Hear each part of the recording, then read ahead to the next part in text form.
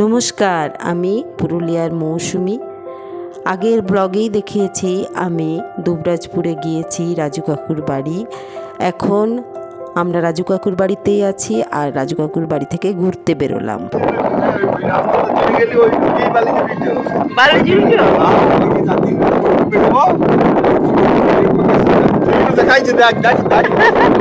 দেখার পরে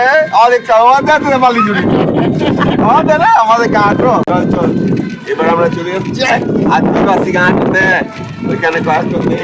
তারপরে ওই বেরিয়ে আবার একটু বুন পাবি, আর বুনটাতে কি ইউক্যালিপটাস গাছগুলো আছে রে, তারপরে তো সোনাঝুরি গাছ আছে। আর কি মজা হয়নি, ওইখানে যে কুলগুলো আছে না, একদম খেতে মাংস। এই গ্রামটার নাম আদিবাসী গ্রাম মাঝিয়া। ওই যে মাসিকে তোলে তো দেওয়ানি, ওরা সুন্দরভাবে আলপনা আঁকে, ওদের একটা বাজনা পাওয়া হয়, তখন এই আলপনাগুলো ওরা আঁকে। এদিকেও আছে। তারা যেন দুজনেই দুজনের সঙ্গী, একে অপরকে আলিঙ্গন করে। ভালোবাসায় এত বলতে হবে না, বীরভূমের ভাষায় বলো। টাউনে চলে এসছো? যা যা পালা পালা, তোদের ভাদুর পিঠে মারবো চাপ খেলা। যা যা পালা পালা, ও ছুরি তোর ভাদু চুরুনি চুরি। যা যা পালা পালা, তোদের ভাদুর বাইরে মারবো ঢেলা। যা যা পালা পালা, যা যা পালা পালা, যা যা পালা পালা, তোদের ভাদুর পিঠে মারবো চাপ ঢেলা। আর মারিস না, আর মারিস না, এবার যাবো পড়ে, মাথা ঘুরে পড়ে গেলে লোকে মাতাল বলে। মারিস না লো, আর মারিস না লো, এবার যাবো মরদের টাকা কি? হ্যাঁ, 4 টাকা তো ফেলে দিলি। মরদের পয়সায় তো চা এসছে, বুঝতে কি করে পারবি? তুই তো বুঝতে পারছিস না। খরচ করে 4 টাকা ফেলে দিলি, আর মনুও ফেলে দিলি 4 টাকা। হ্যাঁ, আবার এসে বলবি লাল চা খাবো, লাল চা খাবো। আবার বলছি আদা দিয়ে চা কর, আর কিসকে করবো? 4 টাকা ফাইলিয়ে দিলে। 2 টাকা, 3 টাকা, 5 টাকা, এখন 10 টাকা হয়ে গিয়েছে চা। এখন না 10 টাকা, তুই জানিস না বাইরে দিয়ে আসলে 15 টাকা।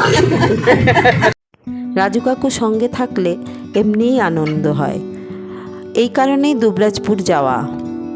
রাজু কাকু আমাদের কাছে থাকলে আমাদের মন আনন্দে ভরে যায়, আর হাসতে হাসতে পেটে ব্যথা হয়ে যায়।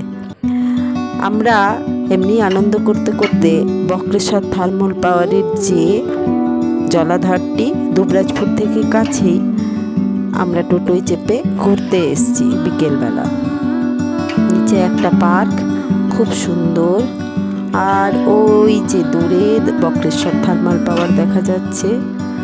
এখন বিকেল থেকে সন্ধে হব এই গোধূলির আলোয় ড্যামটা খুব সুন্দর লাগছে দেখতে, আর প্রচণ্ড হাওয়া দিচ্ছে, তাই কাপড়টাকে বসে আনতে পারছে না কাকিমা, কোনো রকমে বসে এনে বসলো।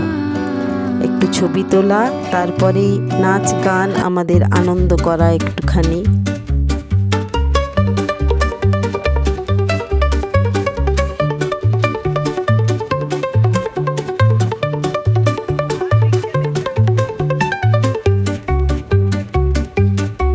আমরা যখন স্কুলে পড়ি তখন এই বক্রেশ্বর তৈরি হয়েছিল।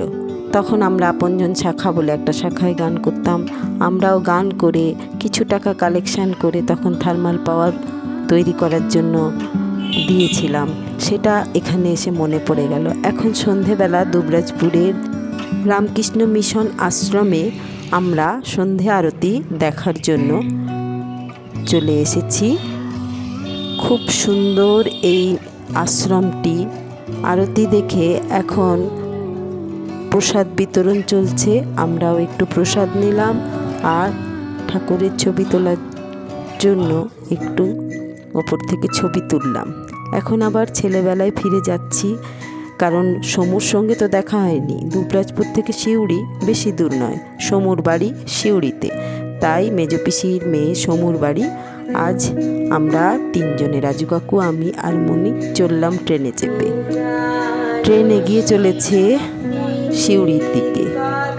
বাইরের দৃশ্য দেখতে দেখতে আমরা চললাম সিউড়ির পথে। এই সিউড়ি স্টেশনে নেমে পড়েছি। সিউড়ি স্টেশনটা খুব সুন্দর, চারিদিকে নানা রকম ছবি আঁকা। সিউড়ি সোনাতোর পাড়ায় সমুর শ্বশুর বাড়ি। এরপর আমরা টোটো ধরার জন্য সামনের দিকে এগিয়ে চললাম। এখন সমুর শ্বশুর বাড়ি পৌঁছে গেছি। বিশ্বনাথ ব্যানার্জি হলেন সমুর শ্বশুর।